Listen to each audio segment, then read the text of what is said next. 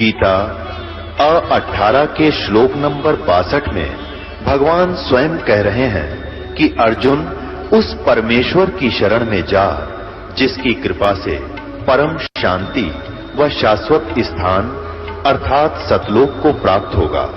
वो परमेश्वर कौन है, कहां है, कैसा है, जानने के लिए कृपया अवश्य सुनिए जगत गुरु तत्वदर्शी संत रामपाल जी महाराज के अमृत वचन। परमात्मा क्या नहीं कर सकता। आपको अभी तक भगवान की महिमा सुनी है, आपने बरती नहीं है। यहां आप उस परमात्मा के गुणों को प्रयोग करा करोगे और दांता तला उंगली दबाओगे। भगवान सचमुच आज भी ऐसा कर रहा है क्या? भगवान के गुण बदल जाते हैं? हमें उससे मिलने का जो राहत की विधि है वो नहीं प्राप्त हुई, जिस कारण से हम नास्तिक होते जा रहे हैं। साधना भी करते दुख नो का नो, फिर क्या फायदा उस भक्ति का। तो इस प्रकार जो अब दास आपको ज्ञान सुना रहा है, ये ज्ञान एक ऐसा समझ लो जैसे रेग मार लगा जा रहा है। रेग मार के और उस पुराने पेंट को उतार के पेंटर और फिर ओरिजिनल पेंट लगा करा करे। तो दास आपके अंदर जो जमा है वो अज्ञान, उसको हटाने के लिए रह कर ये प्रमाण सुनाए दिखाए जा रहे, ताकि आप परिचित हो जाओ, लाल परखण योग्य हो जाओ। जब आपको परख आ जाएगी कि ये लाल है, ये भगवान है और ये साधना है, फिर दास आपको उस परमात्मा की वो अमरवाणी सुनाया करेगा, जिसको सुन सुनकर आपकी आंखों से आंसू टपका करेंगे। परमात्मा कहते हैं आत्म और परमात्मा एक के नूर जहूर, और बीच में झाई कर्म की ताते कहिए दूर। फिर क्या बताते हैं कि जैसे सूरज के आगे बदरा, ऐसे कर्म छयारे, और प्रेम की पवन करे चित मंजन, फिर जल के तेज नयारे। जैसे आत्मा और परमात्मा के बीच में ऐसे हमारे पाप कर्मों के बादल छाए हैं। जैसे बादल छाए हों और सूर्य दिन के 12 बजे हों और सूर्य दिखाई नहीं दे रहा, कहते हैं फिर हवा चलती है तेज, बादलों को फेंक देती है इधर उधर, और फिर सूर्य साफ दिखाई देता है। तो यहां बताते हैं कि जैसे सूरज के आगे बदरा, ऐसे कर्म छयारे, और प्रेम की पवन फिर करे चित मंजन, जल के तेज नयारे। फिर दिखा भगवान न्यू का न्यू। तो हमारी अंतःकरण में मलिनता घनी आ गई पाप कर्मों की, और ये मंत्र आपको ज्ञान दिया जाएगा, सत भक्ति दिखाई जाएगी, सुनाई जाएगी। तो फिर आपकी आत्मा रोया करेगी इन परमात्मा के वचनों को सुन सुन के, क्योंकि आत्मा भटक रही है उसके लिए, और वो भटक रहा हमारे लिए। कबीर साहब कहते हैं मैं रोवत हूं सृष्टि को, और सृष्टि रोवे मोहे। गरीबदास इस योग को कहे, कबीर इस योग को समझ नहीं सकता कोई। हम तो उस भगवान को ढूंढ रहे हैं, हमें सुख हो, हमारे घर में बचाव हो, बाल बच्चों का बचाव हो, और हमें आवश्यक वस्तुएं उपलब्ध हों जिनकी हमें रिक्वायरमेंट है, और मोक्ष हो। फिर हम जाते हैं इधर उधर भटक रहे हैं। तो जिनके पास कख नहीं वहां हम सेट होकर बैठ गए, और दास इतने दिन तक शोर मचा रहा है, तुम गलत जा रहे हो, तुम्हारा जीवन नाश हो रहा है, मुझे न कहो तो निंदा करता है। तुमने निंदा की परिभाषा का ना पता, फिर जब यह निंदा है साची कहने की, तो यह निंदा तो दास पर छूट है कोई नहीं, और यह निंदा नहीं है, एक महापरोपकार है। जब मैं कैसे चुप रह सकता हूं, मुझे पता लग गया तुम्हारा जीवन नाश हो रहा है। मनुष्य जीवन को बालकों का खेल है मिलना। अब क्या बताते हैं परमात्मा, जैसे आज दिन के सत्संग में आपको बताया था कि काल ने कहा था कि चौथे युग में जीव आप कितने ले जाना, कल युग में 3 युगों में जीव थोड़े ले जाना। तब धर्मदास जी से बात हुई थी। धर्मदास जी ने कहा था भगवान मेरे तो काल का दूत पैदा हो गया, नारायण दास ये आपने क्लियर कर दिया, तो मेरा तो काल का वंश चल पड़ा। हे परमात्मा अब मैं तो मर गया, कति कलेजा पकड़ के बैठ जाता, क्यों वैस था, नरमात्मा का था, अब क्या होगा मेरा। तो भगवान ने कहा था कबीर जी ने, चिंता ना करे, तेरा 42 पीढ़ी तक वंश चलेगा।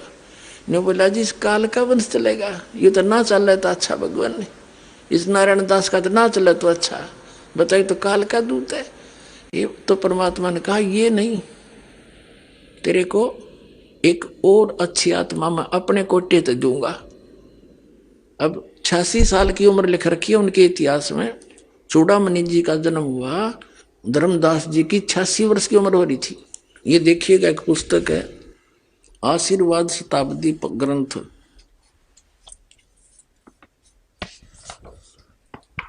ये देखो सतनाम कितना बुढ़ा लिख रखा है, कितने अच्छे ढंग से, कख नहीं पता है सतनाम का, ये दामा खेड़ा वालों का है। ये देखिए,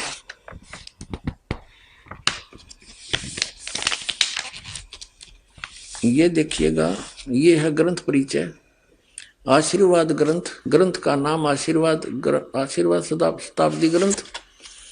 संरक्षक है पंत श्री हजूर प्रकाश मुनि नाम साहिब, जो वर्तमान में आचार्य कबीर पंथ दामा खेड़ा जिला रायपुर छत्तीसगढ़।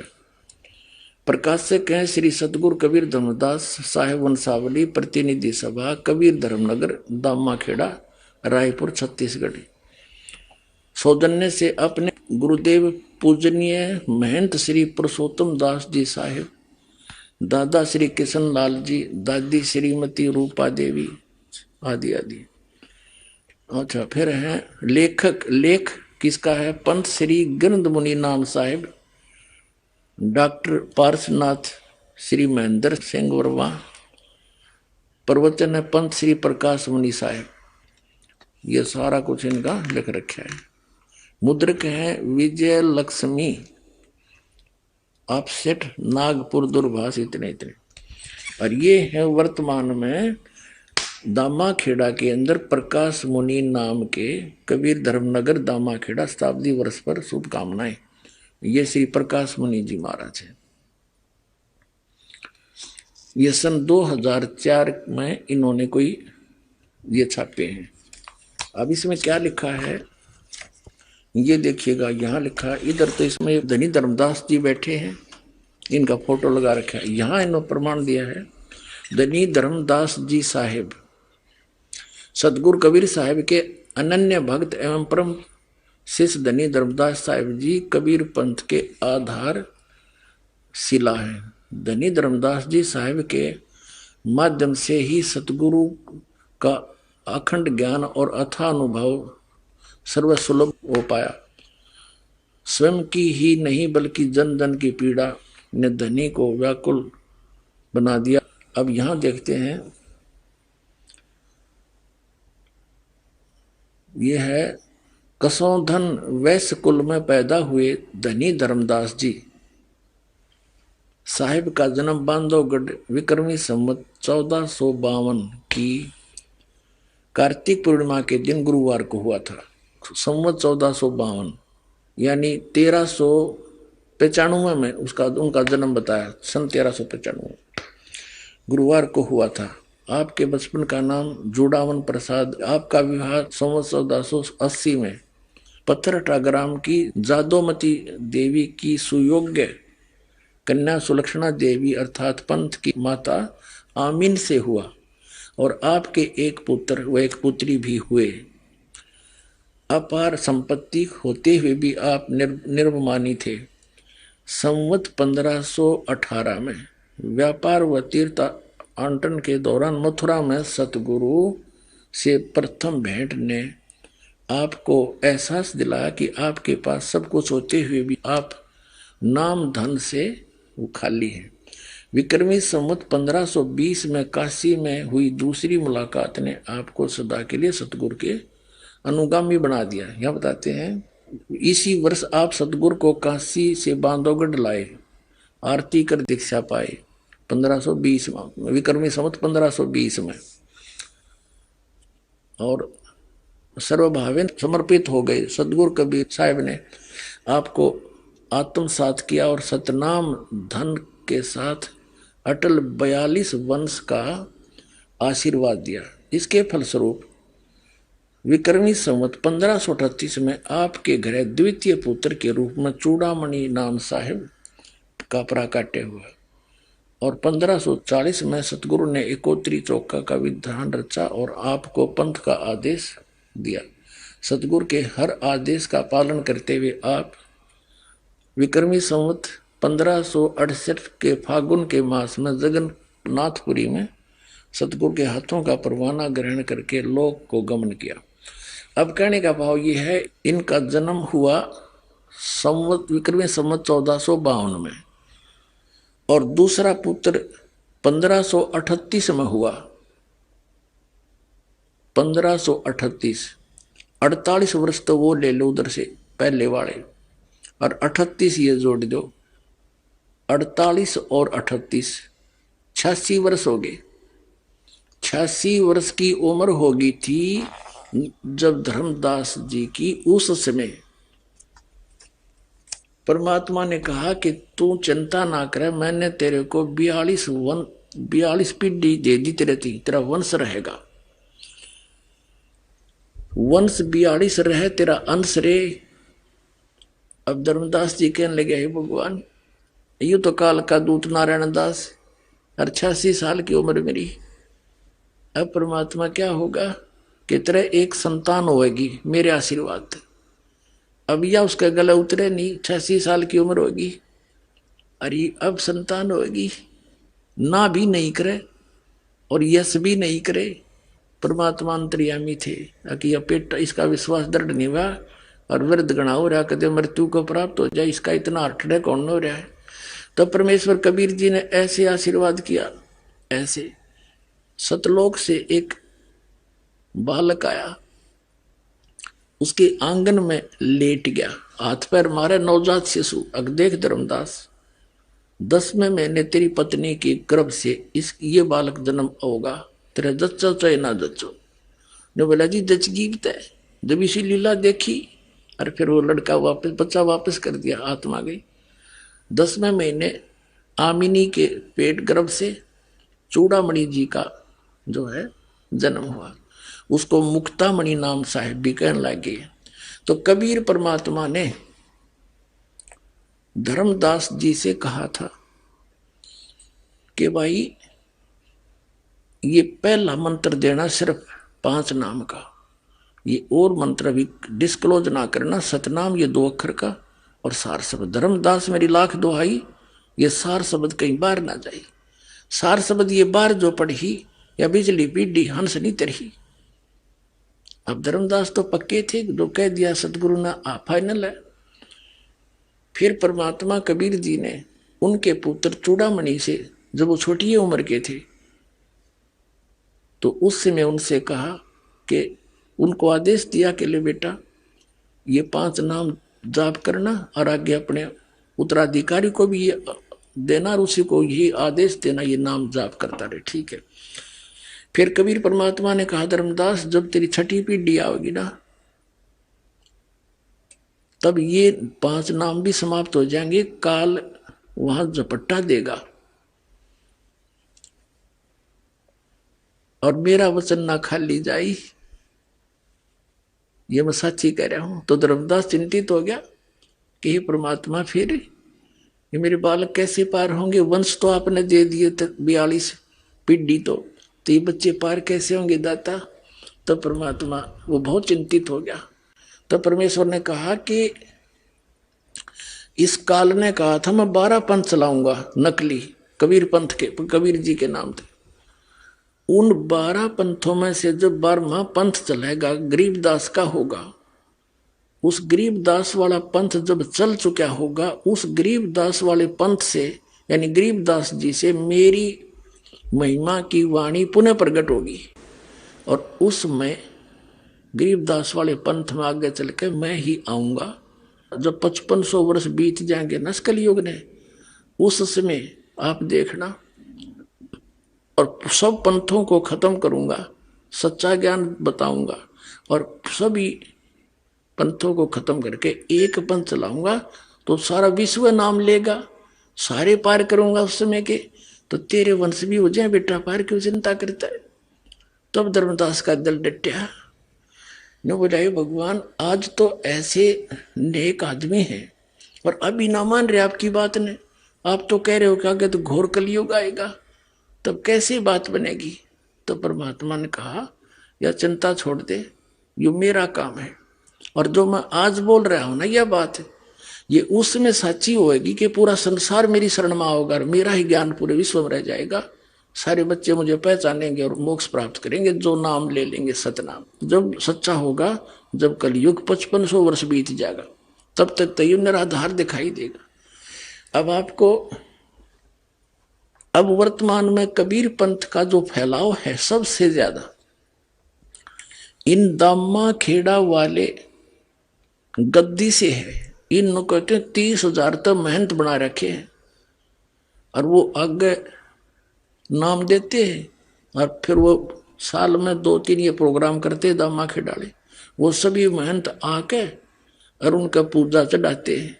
इन तो रजवाड़े बना रखे हैं, जैसे एक सेंटर का राजा होता था, आगे छोटे छोटे राजा छोड़ दिए होते थे और वो फिर सारे उसको टैक्स दिया करते थे। ये वो सांग जोड़े न के लेना देना किसी के मोक्ष से कख नहीं पता इन दामा खेड़ा वालों का। अब दिखाता हूँ थोड़ी सी झलक इन दामा खेड़ा वालों का क्या ज्ञान था, ये कैसा भगवान को जाना इन्होंने। अपने आत्माओं, आपका सौभाग्य है इस परमात्मा के पाने वाले काम को, और इस सारे कार्यों को वही करेगा जो इससे परिचित हो जाएगा। जैसे हम छोटे छोटे थे, वैसे वर्तमान में भी ऐसा ही है, लेकिन पहले और ज्यादा कठिन काम था। इस दास का जन्म किसान परिवार में हुआ और किसान जैसे दिसंबर और जनवरी का महीना, और ये हरियाणा और पंजाब का क्षेत्र, शीत लहर चले हैं और ऊपर से छोटी मोटी बूंदों का भी जुगाड़ हो जाए कई बार, तो किसान जब गेहूं बीज देता है, रात्रि के समय नहर के पानी से उसके सिंचाई का नंबर फिक्स होता है। इतने बज के इतने मिनट पे आपको जल मिलेगा सिंचाई के लिए, और उस स्थान से आपने लेना पड़ेगा, वहां से काटना पड़ेगा, फिर अपने खेत में ले जाना पड़ेगा। तो वो सीमित समय होता है, घंटा आधा घंटे का। अगर उस समय किसान अपने मौके पर नहीं पहुंचा तो उसका सिंचाई हो नहीं खेत में और उसके बालक भूखे मरे, फसल हो नहीं सकती। तो वो जिस समय हम रजाइयों में बढ़कर चारों तरफ से दाब के कमरे के अंदर सो रहे होते हैं, वो किसान क्योंकि वो परिचित है, यदि आज मैंने थोड़ा सा आलस कर दिया और सिंचाई नहीं की अपनी फसल की, मेरे बालक भूखे मर जाएंगे और मैं निर्धन हो जाऊंगा।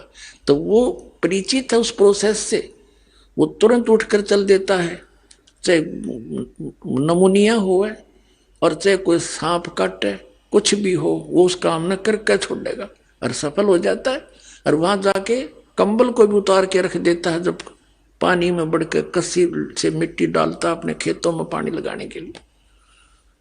तो पुण्यात्माओं, वो व्यक्ति इस काम को करेगा।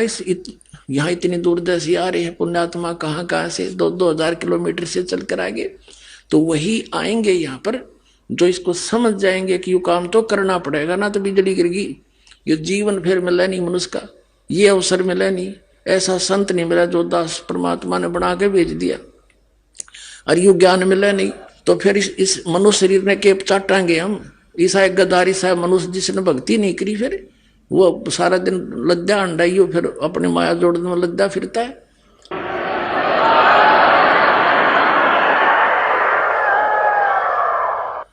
तो इस ज्ञान से जो ऐसे परिचित होगा, वो आओगा सिर दड़की बाजी लाके और वो सफल होगा। अब ये कितना बढ़िया मौसम, ना घनी सर्दी ना गर्मी, और इसका थोड़ा सा लाभ उठाएंगे। अब हम आपको घंटा आध घंटा फालतू अधिक समय ज्ञान देंगे, ये बार बार समय मिलता है। सोचा था संग जन्म हो गए, कुत्ते बन के गली में सोवांगे, कोई ना सोने दे, आता जाता मारे लठ ट्या ट्या करते भागते हंडाएंगे। तो इस घड़ी इस ऐश्वर्य ने छोड़ के अब हमने थोड़ी मेहनत करनी पड़ेगी, और घनी भी नहीं, क्योंकि ज्ञान समझ में आया, फिर तो भक्ति तो बहुत आसान है।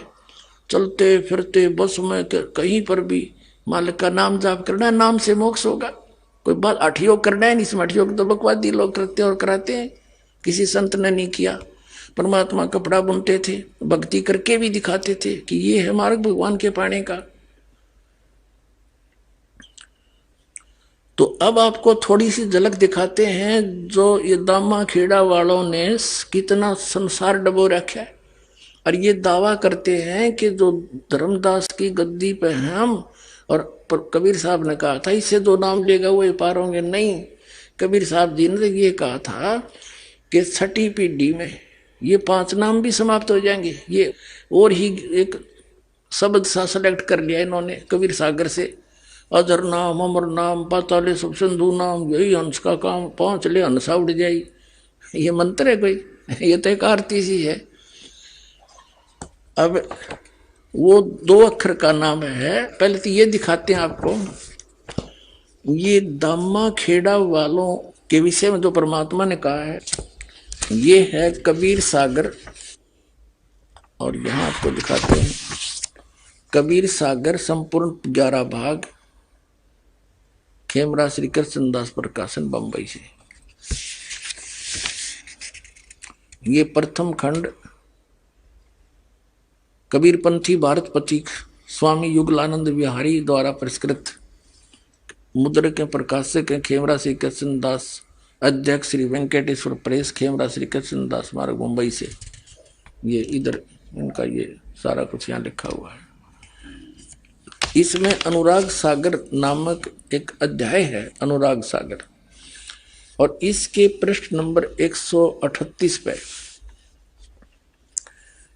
भविष्य कथन अलग व्यवहार है। जस कुछ आगे हुए भाई, सो चरित्र तोहे कहूं बुझाई। कबीर साहब कह रहे हैं धर्मदास जी को कि जब लो तुम रहो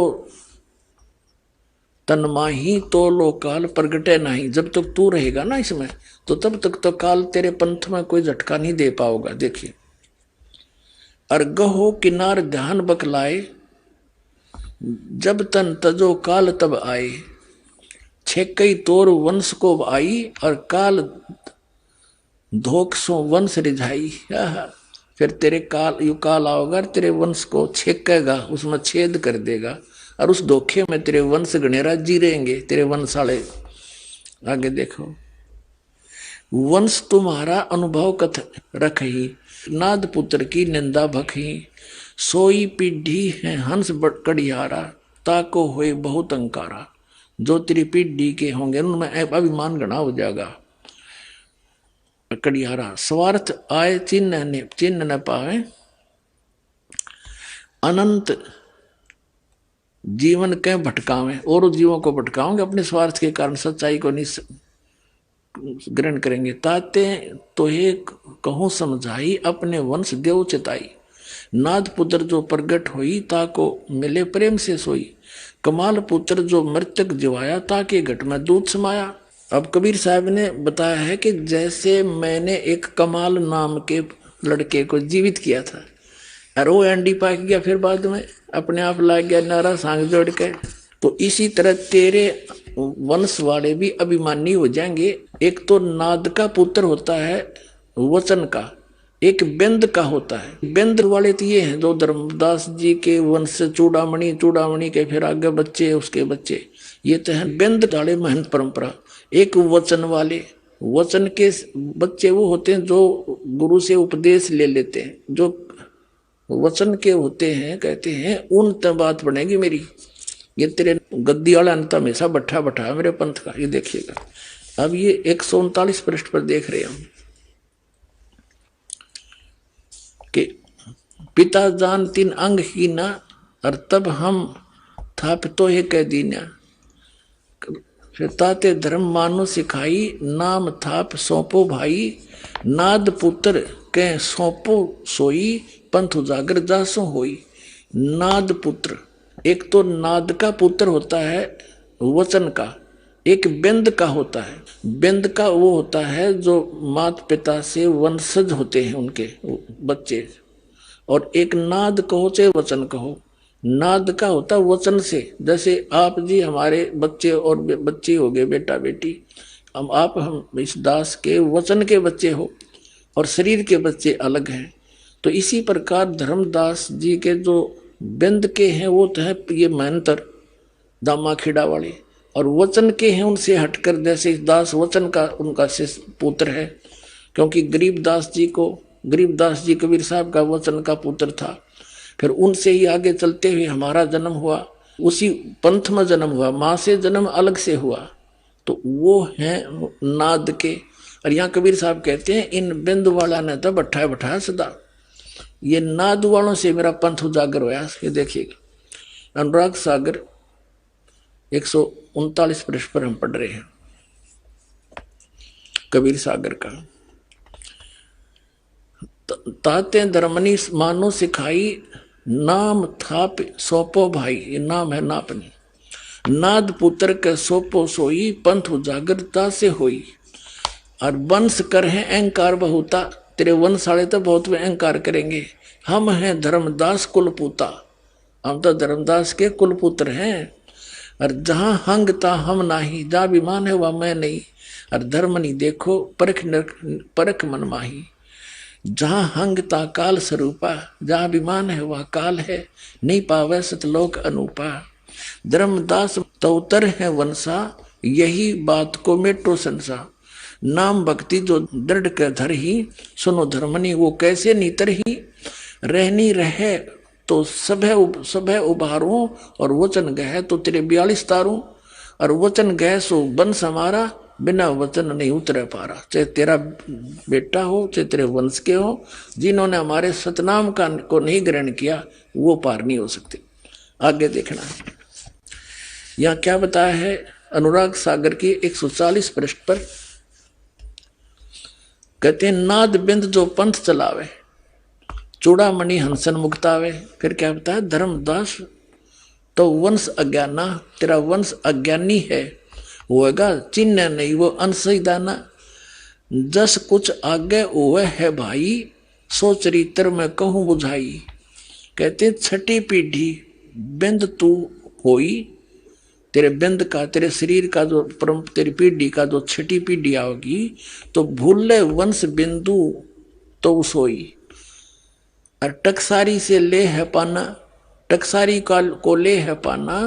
अस तो बिंद होए अज्ञाना, अस तेरे बिंद के, तेरे ये परंपरा वाले ऐसे अज्ञानी हो जाएंगे, वो छठी पीढ़ी में ये बात बिगड़ेगी। चाल हमारा बस तुम झाड़े, टकसारी के मत सब मांडे। ये क्या बताया है कि छठी पीढ़ी में, छठी पीढ़ी बिंद तू होई, तेरा बिंद जो होगा भूले वंश और बिंदु तो सोई। टकसारी को ले है पाना, अस्तो बिंद होय अज्ञाना। वो टकसारी वाला नाम ले लेगा और ये असली नाम छोड़ देगा। अपने आत्माओं धर्मदास जी इस बात से चिंतित हो गया कि अब तो बात बिगड़ेगी। और दिखाता हूं आपको छठी पीढ़ी में क्या हुआ कि ये 5 नाम जो दास आपको देता है, 7 मंत्र वर्तमान में परमात्मा का आदेश है, कंप्लीट कोर्स देना है। प्रथम और लास्ट का नाम नहीं था उस समय, केवल बीच के नाम थे। और ये नाम है इन कमलों से आगे हमने निकलने के और यहाँ की सुख सुविधा प्राप्त होने की। तो ये इसलिए दिए थे कि इस बिचली पीढ़ी तक ये मनुष्य जन्म प्राप्त करते आ जाएंगे इस प्रथम मंत्र तक, और फिर इन सब को पार कर दूंगा। परमात्मा ने कहा कि छठी पीढ़ी में क्या होगा, क्या हुआ, ये दास बताता है। छठी पीढ़ी का जो इनका मेहनत था उसको अन्य व्यक्तियों ने, क्योंकि लोग कुछ समझदार से हो गए, पंथ का कुछ विकास घना हो गया इनके का, आम आदमी कहने लगा तुम बातें करते हो सतलोक और सचखंड सतपुरुष की, हर नाम देते हो इन देवताओं के 5, तो फिर ये क्या थारा पंथ हुआ। तो टकसारी कोई पंथ जो नकली पंथ था, कबीर पंथ, उसके कारण वो भ्रमित हो गया छठी पीढ़ी वाला महंत, उसने वो मंत्र त्याग दिए। सचमुच ये तो ऐसा ही है, उसकी अपनी अल्प बुद्धि ने सोचा और वो हे कबीर सागर से ले लिया उसने, अमर नाम अजर नाम पाताल सब सिंधु नाम, यही हंस का काम। और पूरे इस कबीर पंथ में इस दामा खेड़ा से संबंधित यो है नाम देते हैं, एक पूरी आरती सी सुनाते हैं। ये खाक नाम है, ये तो उस नाम की महिमा है। उस जो नाम आपको दिया जाएगा वो अजर है, वो अमर है, और उससे ही आपका मोक्ष होगा। एक पुस्तक है इनकी जो दामा खेड़ा के द्वारा प्रकाशित है, उसका नाम है सुमरण शरण गह 42 वंश, लेखक महंत श्री हरि सिंह राठौर, पृष्ठ 52 पर लिखा है। देखिएगा, उस पुस्तक की फोटोकॉपी हमने लगा रखी है। प्रमाण है पुस्तक सुमरण शरण गह 42 वंश, लेखक महंत श्री हरि सिंह राठौर, पृष्ठ 52 की ये फोटोकॉपी है। ये आप पहले लिख रहे हैं दामा खिडाले इस सारी वाणी को। और देखिए वाणी, सुन धर्मनी जो वंश नसाई, जिनकी कथा कहूं समझाई। ये 93 नंबर तो दुआ है। काल चपेटा देवे आई, मम सिर नहीं दोष कुछ बाई। ये 94 नंबर साखी है। और शपथ यानी 7वां और 11वां और 13 यानी 13वां अंसा। शपथ एकादश, 13 अंसा और 17 ये चारों वंशा। इनको काल छलेगा भाई, मिथ्या वचन ना हमरा जाई। कबीर साहब कह रहे हैं, जब जब वंश हानि हो जाई, शाखा वंश करे गुरुआई। 10,000 शाखा हुई, पुरुष अंश वो ही कहलाई। वंश भेद यही है सारा, मूड जीव पावा नहीं पारा।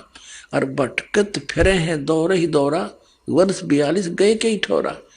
अब सब अपनी बुद्धि के भाई, और अंश वंश सब तेरे जावन साई। इना आप पे लिख रखा, अपनी एक पुस्तक बना रखी है इन्होंने, जो दामा खेड़ा से मिलती है। उसके इस पृष्ठ पे ऐसा लिखा है। अच्छा, आगे फिर क्या बताया है ना। एक पुस्तक है, पुस्तक धनी धर्मदास जीवन दर्शन। देखिए, इस पुस्तक की फोटोकॉपी है ये। 14वीं महंत गद्दी का परिचय। पुस्तक धनी धर्मदास जीवन दर्शन एवं वंश परिचय, पृष्ठ 49 पर लिखा है कि 13वें महंत दया नाम के बाद कबीर पंथ में उथल पुथल मची, काल का चक्कर चलने लगा। क्योंकि इस परंपरा में कोई पुत्र नहीं था, तब तक व्यवस्था बनाए रखने के लिए महंत काशीदास जी को चादर दिया गया। कुछ समय पश्चात काशीदास ने स्वयं को कबीर पंथ का आचार्य घोषित कर दिया तथा खरसिया में अलग गद्दी की स्थापना कर दी। यह देख तीनों माताएं रोने लगी कि काल का चक्कर चलने लगा। बाद में कबीर पंथ के हित में 2.5 वर्ष के बालक चतुर्बुद्ध साहिब को बड़ी माता साहिब ने गद्दी सौंप दी, जो गर्दमनी नाम साहिब के नाम से प्रसिद्ध हुए। अब सुन लेना, इनके सारे इतिहास दिखा दूंगा आपके सामने के सांग था। अब क्या हुआ, 13वीं पीढ़ी जब आगी, इनका कोई बालक नहीं था, तो फिर क्या हुआ, एक काशीदास नाम के महंत को, भगत को चादर दे दी कि तू इस दामा खेड़ा की गद्दी ने संभाल ले। उनके फिर बाद में हो गया एक बालक। जब वो लड़का 2.5 साल का हो गया और काशीदास ने पता लग गया तेरी गद्दी खिसकेगी, ये बालक हो गया 10 वर्ष के बाद इसने बैठा देंगे 10-15 साल में। वो वहां से आप भाग गया और उसने खरसिया नामक शहर में जाकर अपने आप को आचार्य घोषित कर दिया कबीर पंथ का, कि मैं उस गद्दी ने यहां ठा लिया। उधर से उनने क्या सोचा, 2.5 साल के बालक को और गद्दी पे बैठा दिया। माता ने बेटा बैठा दिया महंत गद्दी पे, और वो बन गया संत। उन्हें कक्का बेरा नहीं, ये न्यो बैठा रखा है। और वो कौन बना, वो गर्द मुनि नाम साहिब, जो श्री प्रकाश मुनि साहिब के जो वर्तमान में गद्दी में बैठा दामा खेड़ा, उसका पूज्य पिताजी। अब उधर खरसिया का थोड़ा इतिहास उड़ा दूं। खरसिया से एक उदित नाम साहिब का एक संत ने आकर के काशी के अंदर लहर तारा तालाब जहां परमात्मा प्रकट हुए थे, वहां आकर अपना न्यारा चमटा गाड़ दिया, वहां डेरा बना दिया। उस उदित नाम साहिब वाली गद्दी पर वर्तमान में एक अर्ध नाम साहिब, पहले विजय शास्त्री नाम था उसका, अब वो अर्ध नाम साहिब वहां गद्दी पर बैठा दिया। और उन का पता नहीं, उनसे प्रश्न करा किसी ने कि सृष्टि रचना सुनाइयो। ने बोले परमात्मा के आदेश से काल ने 3 लोग रच दिए, भैया सृष्टि रचना। अरे थारा गजब भैया, या तो ऐसी सृष्टि रचना है जैसे एक लड़का इंटरव्यू देने गया था, इंटरव्यू लेने वाले ने कहा, पूछा भाई महाभारत याद है तेरे? कहा जी उंगलियां पे याद है मेरे। तो 500 पांडवों के नाम बता।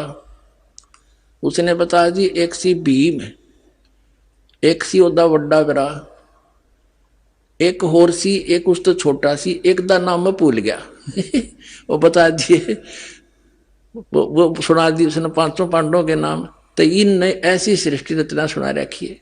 और ये सदगुरु को, कबीर साहब को सदगुरु मानते हैं, परमात्मा को निराकार कहते हैं। ये बट्ठा बैठा रखा है इन्होंने। कबीर साहब को तो एक सदगुरु मानते हैं, सिर्फ एक संत, और वहां जाकर लीन हो जाते हैं उसमें, जैसे परमात्मा समुद्र में बूंद मिल जाती है। अब गर्द मुनि नाम साहिब के थोड़े से वचन दिखा दूं आपने, आपका विश्वास हो जाएगा सचमुच इन सब ने बट्ठा बैठा रखा है। ये देखिएगा,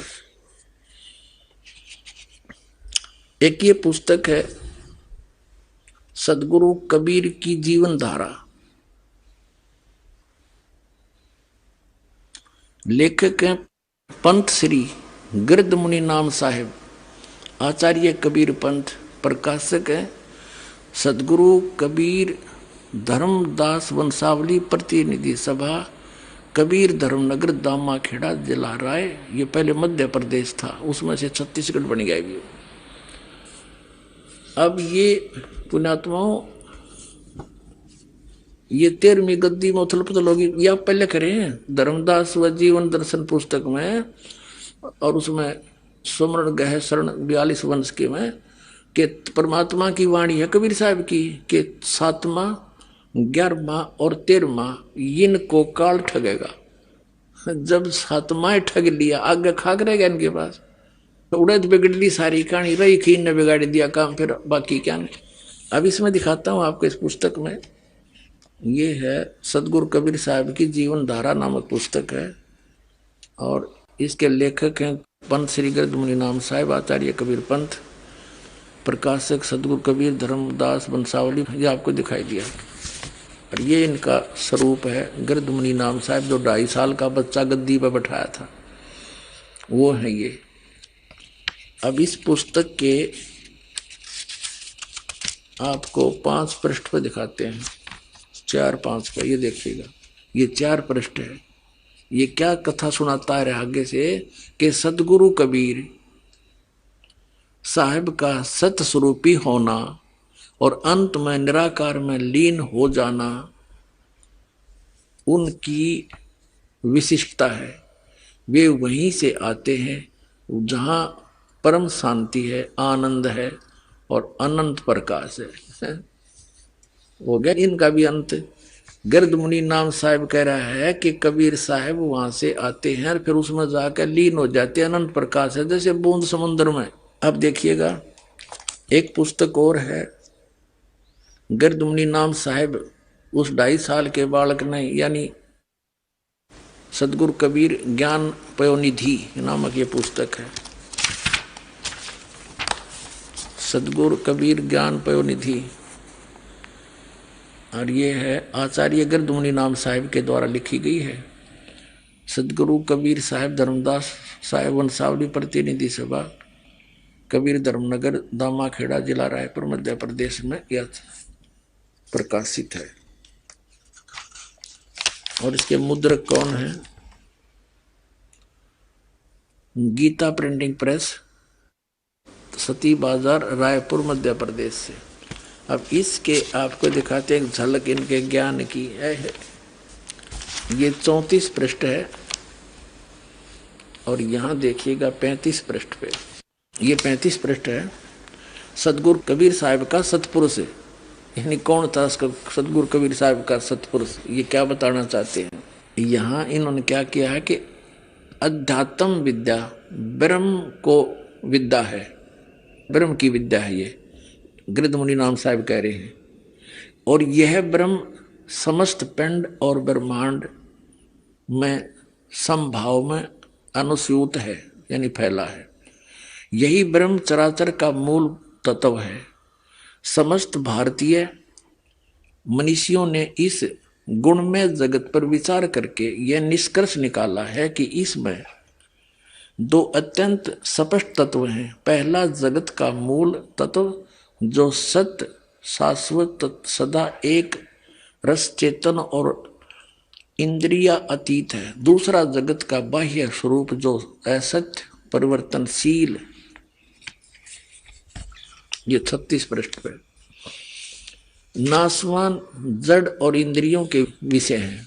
इस मूल तत्व को भारतीय दर्शन में ब्रह्म के नाम से घोषित किया गया और इसी परम तत्व को सतगुरु कबीर साहिब ने सतपुरुष के नाम से संबोधित किया है। यह सतपुरुष सर्वथा सर्वत्र एक रस रहता, इसकी सत्ता नित्य रहती है। अब आगे इसके ज्ञान का अंत ब्रह्म को कबीर साहब ने सतपुरुष बताया है। देखिए डबो रखा देश का देश इन्होंने। ब्रह्म क्या है? ब्रह्म तो युग काल है, ज्योत स्वरूपी निरंजन है और सतपुरुष परम अक्षर ब्रह्म है, जो गीता जी में भी कहा है। गीता ज्ञानदाता ब्रह्म खुद कह रहा है कि अर्जुन तू सर्वभाव से उस परमेश्वर की शरण में जा, उसकी कृपा से तू परम शांति को और सनातन परम धाम को प्राप्त होगा। और ये नो कहें कबीर साहब तो उसमें जाकर लीन हो जाते हैं फिर उस चेतन प्रकाश में। और फिर कबीर साहब ने ब्रह्म को ही सतपुरुष बताया है। ये इनके गर्द मुनि नाम साहब, यानी वर्तमान में जो बैठे हैं प्रकाश मुनि नाम साहब, उनके गुरुजी हैं और उसके पिताजी हैं उनके वर्तमान वाले। ये पिताजी जिनका यू ज्ञान है तो बेटे का क्या ज्ञान होगा? वही ज्ञान जो का तो उसका है। जिसके सत्संग सुने उसके प्रवचन पर रखे उसने नो का नो वही एज इट इज उसने सारा वर्णन कर रखे है। तो बैठा दिया ना पूरे मानव समाज का। अब इसी पुस्तक के सदगुरु कबीर ज्ञान पयोनिधि के 185 पृष्ठ पर दिखाते हैं आपको इनकी अकल। ये 184 है, पुस्तक वही है। और यहां देखिएगा, यहां पर ये है सदगुरु कबीर साहब का व्यक्तित्व। किसे थे वह, कौन थे? सत्य तो यह है कि सतगुरु शासन व्यक्ति प्रधान ही नहीं है, वह तो विचार प्रधान है। पार्थिव कलेवर धारण के निर्मित से सतगुरु कबीर साहब एक मानव मात्र हैं, किंतु सत्य स्वरूपी होने के नाते वे केवल विश्व अनुभूति स्वरूप ही है। यही उनके जीवन का लोकोत्तर स्वरूप है। कबीर साहब एक मानव मात्र है। ठीक है, अब पुण्यात्माओं आपके समक्ष हो गया कि इन दामा खेड़ा वालों का के ज्ञान है। इनके जो वर्तमान में महंत है उसके पूज्य गुरुदेव और पूज्य पिताजी ये क्या बताते हैं? ब्रह्म को सतपुरुष बताते हैं। कबीर साहब ने ये बताया। कबीर साहब उस परमात्मा में जाकर लीन हो जाते हैं। और परमात्मा कैसे है? धर्मदास जी ने सतलोक देखा, वापस आकर बताया कि वो परमात्मा मनुष्य दृश्य है। जो काशी में स्वयं आए हुए थे कबीर नाम थे, दुल्हा नाम से, खुद सतपुरुष है। आपके रूबरू इस कबीर सागर में सुबह किया था। तो पुण्यात्माओं इन्होंने खाकसा ना परमात्मा को। अब जो नाम दास आपको देता है और जिससे मोक्ष होना है, जो धर्मदास जी को प्राप्त हुआ था, वो इन्होंने इस मूल संध्या पाठ में ये डेली पढ़ रहे हैं। जिन पुण्यात्माओं को दास से ये तीनों मंत्र प्राप्त हैं, सतनाम 2 अक्षर का, इसमें एक ओम है, गुप्त है, और एक तीसरा सार नाम, सार शब्द आदि नाम से कहते हैं, वो प्राप्त है। वो इसमें आसानी से पढ़ते ही समझ जाएंगे कहाँ कहाँ है। लेकिन आप जो नए भक्त आए हैं उनके लिए एक अलग से प्रमाण सिद्ध होगा कि ये कबीर साहब की वाणी क्या कहती है, धर्मदास जी की वाणी क्या कहती है, के जाप करना चाहिए और करते क्या है। ये देखिएगा, ये मूल संध्या पाठ है। ये पुस्तक है मूल संध्या पाठ। संरक्षक हैं पंडित श्री 108 हजूर प्रकाश मुनि नाम साहब, जो वर्तमान में गद्दी पर बैठे आचार्य कबीर पंथ। टीकाकार हैं डॉक्टर पार्शनाथ सिंह। प्रकाशक हैं श्री सतगुरु कबीर धर्मदास साहेब वंशावली, प्रतिनिधि सभा दामाखेड़ा, जिला रायपुर, छत्तीसगढ़। ये प्रकाशक ये वही है, नो का नो। ये कहाँ से छपी है? मुद्रक हैं Vijay Lakshmi offset, 1393, Priyadarshini, polytechnic college के पास, लेआउट नागपुर, इतने थे। अब इसके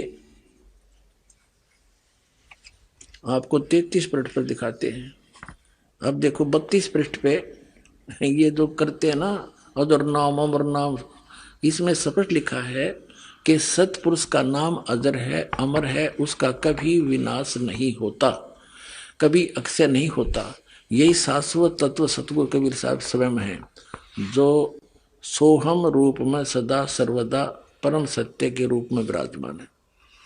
अब देखना ये कहते दिखत के नैन चश्मिन का फिरा मोतिया बंदरे। अब यहाँ दिखाते हैं ज्ञान गुजरी, इसमें डेली पढ़े हैं। धर्मदास बिलवे करजोरी साहेब सुनिए विनती मोरी, काया गुजरी का कहूँ संदेशा, जाते जीव का मिटे अंदेशा। धर्मदास सुनियो चितलाई, काया भेद कहूँ समझाई। कबीर साहब की वाणी है, धर्मदास और कबीर साहब की इसमें वार्ता है। यहाँ आ जाते हम। निश्चय धोती पवन जनेऊ, अजप्पा जपे सो जाने भेऊ। यह धोती नेति जो तुम करते हो ये निश्चय वाली है, विश्वास करना हमारे पर। और यहां देखना ईला, ये प्रश्न नंबर 34 पे है। ईला पिंगला के घर जाई, सुषमना नारी रह ठहराई। ओम सोहम तत्व विचारा, बंग नाल में किया संभारा। मन को मार गगन चढ़ जाई, मान सरोवर पैठ नहाई। अनहद नाद नाम की पूजा, ब्रह्म ब्राग देव ने दूजा। छूट गए कलमस कर्मज लेखा। और ये नैन साहिब को देखा, ये क्या भगवान निराकार है ही नहीं वहां पर।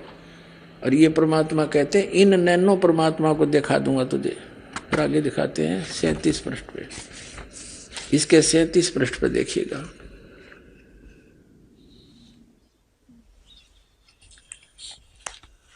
क्या बताते हैं? योगी लोग सुषमना सवर के, ये अनुवाद इनका अपना है, मालिक की वाणी का ये सही नहीं, के सहारे ओम एवं सोहम तत्व का विचार करके बंक नाल में प्रवेश करते हैं। ये अनुवाद कर रहे हैं उस वाणी का जो दास ने पढ़ कर सुनाई है। साधक अपने मन को मारकर सुन शिखर चढ़ जाते हैं तथा सतलोक में मान सरोवर में बैठकर मलमल कर स्नान करते हैं। ऐसे विवेकी संत गगन मंडल में प्रवेश कर अनहद नाद को सुनते हैं और सतनाम की पूजा करते हैं। ये सतनाम में ये 2 अक्षर का है, नन्योना वेरा, सतनाम की पूजा करते हैं। सतनाम का श्रवण करने से मन वचन और शरीर के द्वारा किए गए शुभ अशुभ कर्मों के कारण उत्पन्न विष विकार से मुक्ति मिल जाती है। अब देखो परमात्मा की उस वाणी का इसने अनुवाद यहाँ किया है जो इसमें लिखा है। ये 34 पृष्ठ पर भी आपको पढ़ कर सुना से परमात्मा की वाणी है। अष्ट कमल दल चक्कर सूझे, योगी आप से बूझे। इला पिंगला के घर जाई, सुषमना नार रह ठहराई। ओ हम सोम तत्व विचारा, बंक नाल में किया संभारा। और मन को मार गगन चढ़ जाई, मान सरोवर बैठे नहाई। आनंद नाद नाम की पूजा, ये इसका अनुवाद इन्होंने यहाँ किया है। और ये मंत्र यही सतनाम है। ये केवल सतनाम को ही मंत्र मानते हैं कि कोई सतनाम, वो सतनाम इनका कौन सा है? अजर नाम, अमर नाम, पाताले सब सिंधु नाम, यही अंश का काम, वो इनका सतनाम है। सतनाम ये 2 अक्षर का है। परमात्मा कहा करते मोती मुक्ता दर सतनाही, ये जग है सब अंदरे। दिखत के तो नैन चश्मे, इनका फिरा मोतिया बंदरे। इनका मोतिया बंद हो रहा था ज्ञान का। अब ये कबीर साहब की वाणी है, ये क्या बता रही है? डेली पाठ करेंगे। ये देखिएगा, ये 27 पृष्ठ है उसी का। ये प्रतिदिन जो करते हैं ना, ये मूल संध्या पाठ की ये पुस्तक जो अभी आपको दिखाई थी, इसके 27 पृष्ठ पर देखना। चेतावनी, सत का शब्द सुन भाई, फकीरी अदल बादशाही, साधु बंदगी दीदार, सहज उतरे सायर पार, सो हम शब्द सो कर प्रीत, अनुभव अखंड घर को जीत, तन में खबर कर भाई के जा मैं नाम रोशनाई। अब यह है इनके पास कि दसो हम नाम, आगे देखो यहां दिखाते तो आगे 28 पृष्ठ पे, ये 28 पृष्ठ है मूल संध्या पाठ का। यहां क्या बताया नीचे, सोहम शब्द अजप्पा जाप, जहां कबीर साहिब आप ही आप। और फिर 29 पे पढ़ते डेली ये, जागृत रूपी रहत है सतमत गैर गंभीर, अदर नाम बिन से नहीं सो हम सत कबीर। उनके अनुवाद किया इस पिछली पंक्ति का, इसका इन अनुवाद की साडंगा किया है। हे भाई सतनाम शब्द का श्रवण करो, श्रवण सुन लो इसको। और फकीरी वह वस्तु है जो बादशाहों पर भी अपना शासन जमाती है। सोहम शब्द का अभ्यास प्रेम पूर्वक करने से निज स्वरूप का अनुभव होता है, निज घर सतलोक की प्राप्ति होती है। इसका अर्थ तो कुछ और है पर नडंगा चढ़ाए रखे हैं। इस अंतिम पंक्ति का इन्होंने 32 पृष्ठ पर अनुवाद कर रखा है। सतपुरुष का नाम अजर है, अमर है, उसका कभी विनाश नहीं होता, कभी क्षय नहीं होता। ये शाश्वत सतगुरु कबीर साहब स्वयं ही हैं, नाम वो खुद ही हैं, सोहर रूप में सदा सर्वता सत्य के रूप में विराजमान। नडंगा कर दिया उस अनुवाद का, कख नहीं पता इनको। आगे पता लग गया पुण्यात्मा, तुम्हें जब इस ज्ञान को समझ लोगे, ये आपको सुनाई दिया। अब आपको थोड़ी सी झलक दिखाएंगे। एक 20 मिनट का सत्संग है, क्योंकि प्रत्येक सत्संग में पुण्यात्मा नए नए आते हैं और ये सब भटकी हुई आत्मा है जो परमात्मा के बच्चे अब ये ठीक ठिकाने आने लग रहे हैं। इन्होंने अभी तक विष फांका है, अब अमृत छकाएगा ये दास, अमृत पिलाएगा ये दास परमात्मा के यथार्थ ज्ञान का। आत्मा युगों युगों से भूखी है, एकदम तृप्त हो जाएगी, ऐसा ज्ञान दिखाऊंगा। सुनिए, जब कबीर परमात्मा ने धर्मदास जी से कहा था कि धर्मदास, मैं जिस समय कलयुग का 5500 वर्ष बीत जाएगा कलयुग, तब मैं आऊंगा और सब पंथों का नाश करके मिटा के एक पंथ चलाऊंगा। उसके लिए देखिएगा कबीर सागर। कबीर सागर संपूर्ण 11 भाग खेमराज श्री कृष्णदास प्रकाशन मुंबई के द्वारा प्रकाशित है। ये संपूर्ण 11 भाग। आइए अब हम उन श्रद्धालुओं के अनुभव जानते हैं जो जगत गुरु तत्वदर्शी संत रामपाल जी महाराज जी से दीक्षा प्राप्त कर चुके हैं तथा उनके द्वारा बताए गए भक्ति मार्ग पर चल रहे हैं। सर नमस्कार। नमस्कार सर। क्या नाम है आपका? मेरा नाम सत्यनारायण वैष्णव है। सर कहाँ से आए आप? मैं राजस्थान भिलवाड़ा जिला। सर संत रामपाल जी महाराज जी से जुड़ने से पहले आप क्या भक्ति साधनाएं करते थे? सर मैं शिव जी की भी भक्ति साधना करता था और हनुमान जी की भी भक्ति साधना करता था, उपवास भी रहता था नवरात्रा में। उसके बाद मैंने मधु परमहंस जी से नाम दीक्षा भी लिया था। ये भक्ति साधना में करता था। सर आपने मधु परमहंस जी से कितने साल तक नाम दीक्षा ली और उन्होंने आपको क्या भक्ति विधि बताई? सर मधु परमहंस जी से नाम दीक्षा लेकर मुझे 2 साल भक्ति साधना किया था और वो भ्रंगमता बताते थे, वो भंवरे की जैसे आवाज कान में किया था, तो उस भक्ति से मुझे कोई लाभ नहीं मिला और मैं ज्यादा नशा करने लग गया, गांजा भी पीता था और ड्रग्स लेने लग गया था भक्ति करते करते। हाँ, भक्ति करते करते मैंने उनसे नशा छोड़ने के लिए भक्ति के लिए गया था, लेकिन नशा मेरा ज्यादा बढ़ गया था। सर आपको संत रामपाल जी महाराज जी के बारे में कैसे पता चला? सर मैं जब महाराष्ट्र में मेरा बिजनेस था तो वहाँ मुझे मधु परमहंस जी की भक्ति साधना करते करते 12 लाख रुपए का लॉस हो गया था। तो फिर मैं गांव में आ गया राजस्थान में। वहाँ मुझे मेरा एक मित्र था जो संत रामपाल जी महाराज से नाम दीक्षा लेकर भक्ति करता था। वो मेरा बचपन का मित्र था। उसने मुझे बोला कि परमात्मा इस धरती पर संत रामपाल जी महाराज के रूप में आए हुए हैं और आप भी वहाँ चलो, आपका सब कुछ सही हो जाएगा और आपका नशा भी छूट जाएगा। तो फिर मैं उनके साथ दिल्ली गया। मुंडका में संत रामपाल जी महाराज का आश्रम था, वहाँ से नाम दीक्षा लिया और उनके नियम भी मैंने देखे, फिर वो नियम मैंने फॉलो किए, उससे मेरा नशा छूट गया। सर हम आपसे जानना चाहेंगे, आपने बताया कि आपने मुंडका दिल्ली से नाम दीक्षा ली, सर आपने नाम दीक्षा कब ली संत रामपाल जी महाराज जी से? सर मैं 14/7/2017 में जुड़ा। लेकिन सर उस टाइम तो संत रामपाल जी महाराज जी जेल में थे। हाँ, संत रामपाल जी महाराज जेल में थे, वो मुझे पता था। फिर भी मैंने उनसे जो नाम दीक्षा ली वो मंत्रों के जाप से मेरा धीरे धीरे। सर आपको कभी ये फील नहीं हुआ कि आप एक ऐसे संत से नाम दीक्षा लेने जा रहे हैं जो भी जेल में है, कि आपको यही नहीं लगा कि आप किसी और संत से भी नाम दीक्षा लेते तो भी आपका नशा छूट जाता? सर मुझे अजीब तो लगा था, लेकिन मेरे पास कोई रास्ता नहीं था। मैं आत्महत्या करने वाला था, लेकिन वो मेरा जो कर्जा था वो 10-12 लाख रुपए, और मुझे कोई हेल्प नहीं कर रहा था उस समय। और उस समय संत रामपाल जी महाराज ने मेरा हाथ पकड़कर मतलब मुझे नाम दीक्षा दिया। तो उससे मुझे धीरे धीरे 4 महीने में संत रामपाल जी महाराज ने सपने में आकर कहा कि बेटा तू जहाँ पर बिजनेस करता था वहाँ चला जा।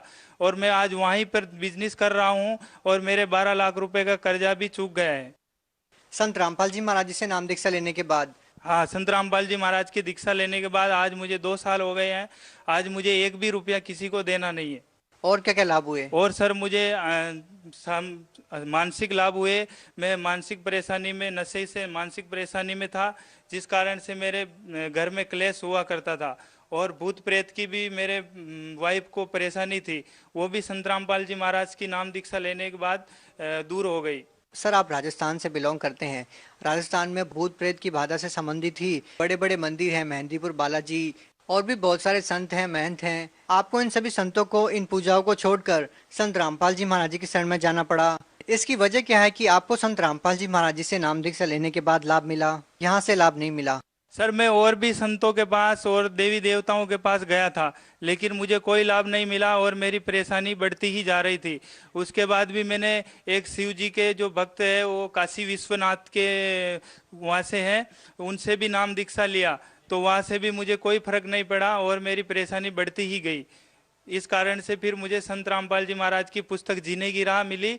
वो पढ़कर मुझे ऐसा लगा कि भाई गुरुजी उसमें बताते हैं कि भाई संत गुरु, झूठे गुरु को त्यागने से कोई पाप नहीं लगता है। और फिर मैंने संत रामपाल जी महाराज से नाम दीक्षा ग्रहण की और उनके बताए हुए भक्ति साधना करने लगा। सर संत रामपाल जी महाराज जी से नाम दीक्षा लेने के बाद आपका नशा छूट गया। सर नशा हमारे देश में बहुत बड़ी एक समस्या है जो आज के दिन युवाओं के अंदर घर करती जा रही है। सर सरकार बड़ी बड़ी योजनाएं लेकर आती है, नशा मुक्ति केंद्र भी खोलती है, लेकिन सर उसके बाद भी लोगों का नशा नहीं छुड़वा पाती है।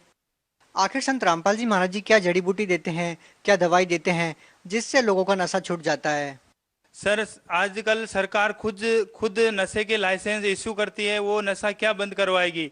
संत रामपाल जी महाराज है जो नशे के बारे में पूर्ण जानकारी बताते हैं कि नशे की उत्पत्ति कहाँ से हुई और किस प्रकार से ये हमें आध्यात्मिक और मानसिक तरह से बीमार करता है। इस जानकारी की वजह से मेरा भी नशा दूर हुआ और मैं सभी युवा भाइयों से निवेदन करना चाहता हूं कि संत रामपाल जी महाराज द्वारा लिखित जीने की राह पुस्तक में नशे के बारे में पूरा विवरण दिया गया है कि नशे से गधे और घोड़े भी नफरत करते और अपने को परमात्मा ने मानव जीवन दिया है। तो उस जीने की राह पुस्तक से मुझे नई जीने की राह मिली और मेरा नशा भी छूट गया। सर आप भगत समाज को क्या संदेश देना चाहते हैं? सर भगत समाज को संदेश तो मैं क्या दे सकता हूँ, मैं एक प्रार्थना करूंगा, सभी संत रामपाल जी महाराज के ज्ञान को समझे और उनसे नाम दीक्षा लेकर अपना मानव जीवन का कल्याण करवाएं। यही मैं मानव समाज से और संपूर्ण विश्व से प्रार्थना करना चाहूंगा कि जल्द से जल्द संत रामपाल जी महाराज से नाम दीक्षा ले और उनके ज्ञान को समझे। जी धन्यवाद। धन्यवाद।